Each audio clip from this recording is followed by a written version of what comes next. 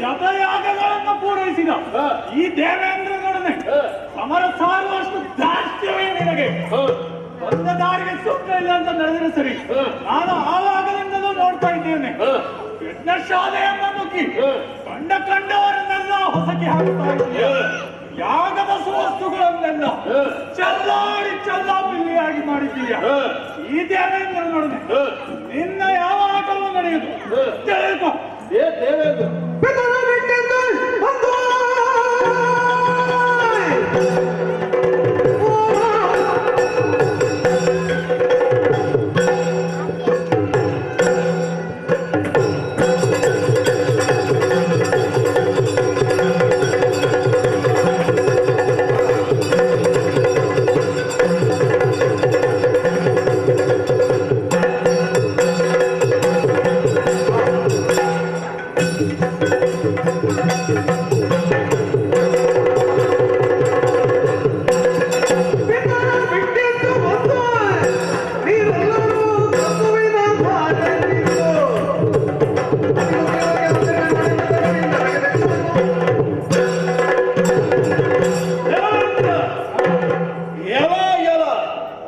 ನಿನ್ನ ಕರ್ತವ್ಯ ಏನು?